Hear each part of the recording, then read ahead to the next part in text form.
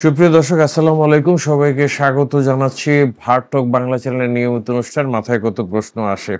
আজকে যে প্রশ্নটা নিয়ে আমরা আলোচনা করব, সেই প্রশ্নটা বহুদিন যাবতই মাথায় ঘুরপাক খাচ্ছে। সেটা হলো যে তারেক রহমান দেশে ফিরছেন না কেন বা কবে ফিরবেন? এটা সম্ভবত পুরো জাতিরই প্রশ্ন। যারা বিএনপি করেন, যারা আওয়ামী লীগ করেন, যারা এনসিপি করেন, যারা জামাতে ইসলামী সহ সমস্ত রাজনৈতিক দল, সাধারণ মানুষ, তারা আসলে অধীর আগ্রহে অপেক্ষা করছেন তারেক রহমান কবে দেশে ফিরবেন সেই বিষয়টা জানার জন্য। তারেক রহমান ২০০৮ সালে লন্ডনে চলে গিয়েছিলেন। ২০০৭ সালে উনি গ্রেফতার হন 111 সরকারের সময়ে, এবং সেই সময়ে ওনাকে আসলে ওই সময়কার একটা বিষয় দিয়ে আমাদের আলোচনাটা আজকে শুরু করি। সেটা হচ্ছে ২০০৮-এ ওনাকে লন্ডন পাঠিয়ে দেওয়া হয় গ্রেপ্তার করার পরে। ২০০৭-এ গ্রেপ্তার করার পরে ওনার কিছু হেলথ ইস্যু ছিল। তখন এটা নিশ্চিত করে বলার কোনো উপায় নাই, কিন্তু বিভিন্ন আলোচনায় জানা যায় যে ওনাকে আসলে খুব সিভিয়ারলি পেটানো হয়েছিল, ওনার উপরে শারীরিক অত্যাচার করা হয়েছিল। এমনও শোনা যায় যে ওনাকে ৩ তলা থেকে ফেলে দেওয়া হয়েছিল, ২ তলা বা ৩ তলা থেকে ফেলে দেওয়া হয়েছিল। ওনার কোমরে সাংঘাতিক ব্যথা উনি পেয়েছিলেন, চিকিৎসা প্রয়োজন ছিল। এবং ওই সময়ে এখানে একটা রেফারেন্স সহ কথা বলাই ভালো। সেটা হচ্ছে যে বিএনপির প্রয়াত বিএনপি নেতা, আসলে ওনাকে বিএনপি নেতা কি বলবো, আওয়ামী লীগেরও নেতা, জাতীয় পার্টিরও নেতা, প্রয়াত মওদুদ আহমেদ, উনি কারাগারে কেমন ছিলাম এরকম একটা বই উনি লিখেছেন। সেখানে যেটা উল্লেখ করেছেন যে তারেক রহমানকে যখন লন্ডনে পাঠানো হলো, এই বিষয়টার ব্যাখ্যা দিতে গিয়ে উনি যেটা বলেছিলেন সেটা হচ্ছে, এমনও হতে পারে তিনি, মানে খালেদা জিয়া, জেনারেলদের সাথে এমন সমঝোতা করেছিলেন যে তারেক রহমান আপাতত নিজেকে রাজনীতিতে জড়াবেন না, এবং এ মর্মে তারেক রহমান কোনো সম্মতিপত্রে স্বাক্ষরও দিয়ে থাকতে পারেন। এটা কার ভাষ্য? এটা হচ্ছে মওদুদ আহমেদের ভাষ্য। তো এখন এইটা একটা গুরুত্বপূর্ণ পয়েন্ট দর্শক, এটা মনে রাখবেন। আমি ফার্দার আলোচনার মধ্যে যাচ্ছি। সেটা হচ্ছে যে ওনার বিরুদ্ধে, তারেক রহমানের বিরুদ্ধে বেশ কিছু মামলা আছে। সেটা হলো ২১শে আগস্ট ২০০৪ সালের ২১শে আগস্ট গ্রেনেড হামলা মামলা, এটা রয়েছে। এইটার থেকে উনি খালাস পেয়েছেন। এবং শুধু এইটার থেকেই না, ওনার বিরুদ্ধে আরো কিছু মানি লন্ডারিং সহ আরো বেশ কিছু মামলা ছিল, যেগুলি রায়ও হয়ে গিয়েছিল। সেগুলিকেও আইনিভাবে যে ২০২৪-এর ৫ই আগস্ট যখন সরকার চলে গেলেন, তারপরে ওনার এই আইনি বিষয়গুলির থেকে ওনাকে খালাস দেওয়া হয়েছে। সুতরাং আইনগতভাবে কোনো বাধা এখন আর নাই। তবে আরেকটা খুব গুরুত্বপূর্ণ একটা বিষয় আছে, যেটা অনেকে জানতেও পারেন, এই পয়েন্টটাও উল্লেখ করা প্রয়োজন আলোচনার স্বার্থে।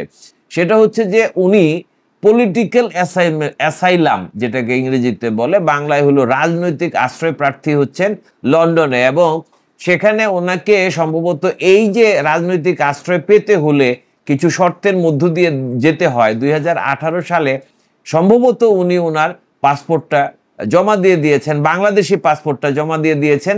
তো উনি সম্ভবত বাংলাদেশের নাগরিক, হয়তোবা টেকনিক্যালি বাংলাদেশের নাগরিক নন, এই আলোচনাটাও রয়েছে। তবে এক্ষেত্রে যেটা ২০২৪-এর ৫ই আগস্টের সরকার পরিবর্তনের পর তত্ত্বাবধায়ক সরকারের পক্ষ থেকে যে জিনিসটা জানানো হচ্ছে যে নাগরিকত্ব নিয়ে সমস্যা নাই, উনি এখনো নাগরিক, যদি নাও হয়ে থাকে প্রয়োজনীয় ব্যবস্থা নেওয়া হবে। এই অতি সম্প্রতি ৩ দিন আগে আমাদের পররাষ্ট্র উপদেষ্টা উনি জানিয়েছেন যে তারেক রহমান কবে ফিরবেন। ওনাকে প্রশ্ন করা হয়েছিল তারেক রহমান কবে ফিরবেন বা কোনো সমস্যা আছে কিনা।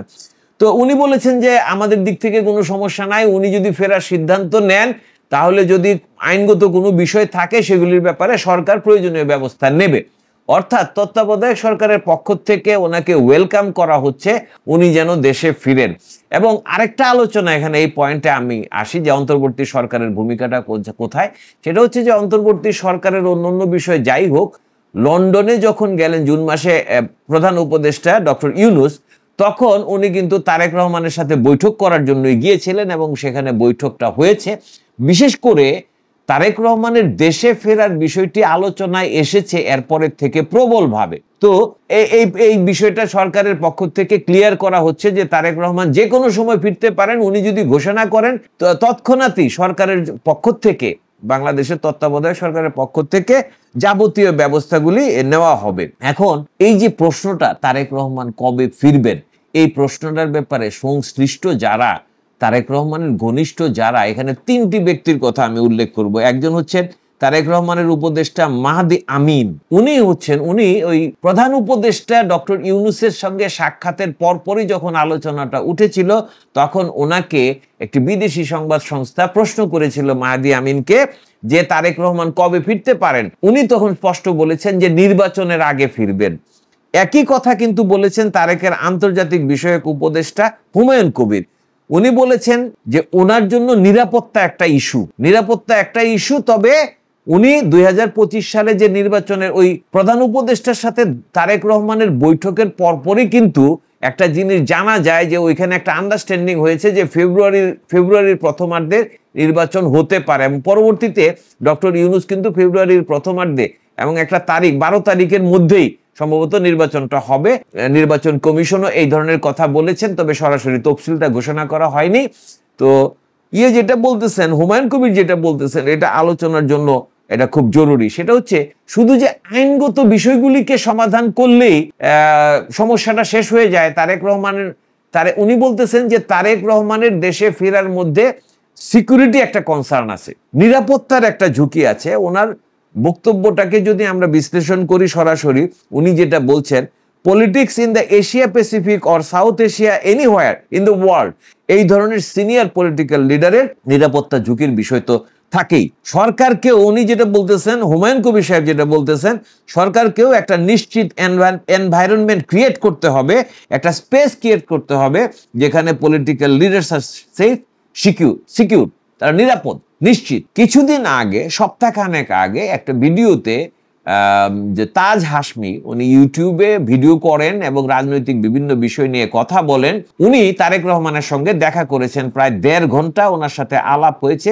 তারেক রহমানের সাথে যখন ওনার আলাপ হয় সেটা ভিডিওতে ধারণ করা নিষিদ্ধ ছিল বলে উনি তারেক রহমানের সাথে দেখা সাক্ষাতের পরে, আলাপ আলোচনার পরে বেরিয়ে এসে উনি একটা ভিডিও করেছেন। সেখানে উনি জানাচ্ছেন যে তারেক রহমান জানিয়েছেন নির্বাচনের তারিখ ঘোষণা হলেই উনি দেশে ফিরবেন। তো এই হচ্ছে বিষয়টা, যে এখানে আসলে যেই জিনিসটা এখানে আলোচ্য বিষয়, এটার মধ্যে বিএনপির যারা নেতা আছেন, যেমন আমির খসরু মাহমুদ চৌধুরীকেও বিদেশি সংবাদ সংস্থায় জিজ্ঞেস করেছিল যে নেতা কবে ফিরতে পারেন, তখন উনিও যেটা বলেছেন যে আসলে ওনার ফিরে আসার তো ওই নির্বাচনের আগে উনি অবশ্যই ফিরে আসবেন, এবং সেটা হতে পারে তফসিল ঘোষণার সাথে সাথেই, যখন ডেটটা ফিক্সড হয়ে যাবে তখনই।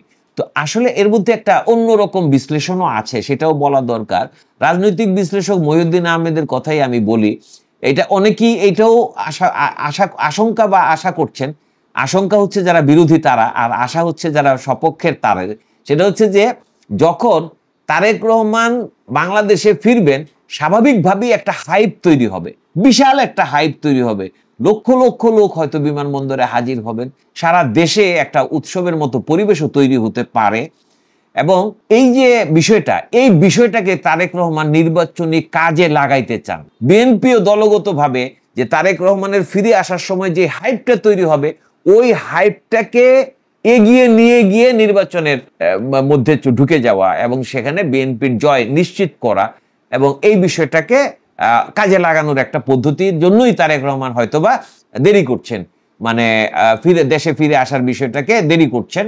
তো এটা একটা মানে এই সমীকরণটাকে আসলে ফেলে দেওয়ার মতো না, এটা অবশ্যই এরকম হতে পারে। হয়তোবা ভেবেছেন যে আগে যদি ফিরেন তাহলে ওই হাইপটা কমে যেতে পারে, ভোটের রাজনীতির মধ্যে সেটা একটা প্রভাব ফেলতে পারে। আর গরম একটা বিষয় যদি হয় যে তারেক রহমান আসলেন, একটা উচ্ছ্বাস শুরু হয়ে গেল সারা দেশে, এবং ভোটের বাক্সেও সেটার একটা প্রতিফলন দেখা গেল, এটাও হইতে পারে। তবে আরেকটা জিনিস খুব গুরুত্বপূর্ণ, এটাও কেউ বলতেছেন, সেটা হচ্ছে যে তারেক রহমান দেশে ফিরবেন তখনই যখন উনি নিশ্চিত হবেন আগামী নির্বাচনে বিএনপি অবশ্যই জয়লাভ করবে এবং উনি প্রধানমন্ত্রী হতে পারবেন। এটা এনশিওর হইলে পরে এটা উনি দেশে ফিরবেন। এই ধরনের অনেক কিছু সমীকরণ, কোনোটাকেই আসলে ফেলে দেওয়া যায় না। নিরাপত্তা ইস্যুর কথা যেটা বলা হচ্ছে সেটাও আসলে কম গুরুত্বপূর্ণ না, কেননা তারেক রহমান এই মুহূর্তে আসলে আমরা জামাত বলি, এনসিপি বলি, আওয়ামী লীগ তো আর ফিল্ডে নাই বা ওইভাবে নাই, গোপনে আছে বা হয়তো বা কিছু কিছু ক্ষেত্রে প্রকাশ্যেও দেখা যাচ্ছে, কিন্তু আসলে তাদের উপস্থিতিটা, তাদের নেতা টেতারা পলাতক অবস্থায় রয়ে গেছেন। তো তারেক রহমানই হচ্ছেন একমাত্র সর্বজন গ্রাহ্য, সব মানে একটা বড় ধরনের হাইপ তৈরি করার মতো নেতা কিন্তু এখন তারেক রহমানই। সুতরাং আবার একটা জিনিস আমরা খেয়াল করি, আমাদেরকে এই বিশ্লেষণের মধ্যে অবশ্যই উল্লেখ করতে হবে 2024 সালের 5ই আগস্ট সরকার পরিবর্তনের পরে তারেক রহমানের বিভিন্ন বক্তব্য আমরা দেখেছি এবং সত্যের খাতিরে এটা স্বীকার করে নিতে আমরা বাধ্য যে ওনার এই বক্তব্যগুলি ছিল দায়িত্বশীল, গঠনমূলক এবং যুক্তিযুক্ত। এই কথাগুলি আমাদেরকে অস্বীকার করা যাবে না। বিএনপি এই সরকার পরিবর্তনের পরে বিএনপির তৃণমূল পর্যায়ের, নিম্ন পর্যায়ের, তৃণমূল পর্যায়ের নেতাদের মধ্যে বিভিন্ন জায়গায় যে আওয়ামী লীগের যে পকেটগুলিকে পুনরায় দখল করা, চাঁদাবাজি শুরু করা, এই যে বিষয়গুলি, এগুলি কিন্তু সত্য। এটার মধ্যে প্রমাণ সহ অনেক ঘটনাই বিএনপি ঘটতেছে, এখনো ঘটাচ্ছে। তাদের মধ্যে সেই ভাবচক্কর চলে আসছে যেটা আসলে আওয়ামী লীগ সূত্রে তারা উত্তরাধিকার সূত্রে পেয়েছে বলা যায়। কিন্তু তারেক রহমানের কথাবার্তার মধ্যে তারেক রহমান এগুলির বিরুদ্ধে প্রচন্ড কথা বলেছেন, যুক্তিযুক্ত কথা বলেছেন, সবাইকে নিষেধ করেছেন এবং আন্তরিকভাবেই চেয়েছেন দেশে একটা স্থিতিশীল পরিস্থিতি তৈরি হোক। এটা নিয়ে আসলে ওরকম বিতর্ক করার জায়গাটা নাই। এখন ওনার ফিরে আসাটা হয়তোবা দেশের জন্যই খুব বেশি গুরুত্বপূর্ণ, শুধুমাত্র বিএনপির জন্য না। ধন্যবাদ দর্শকদের।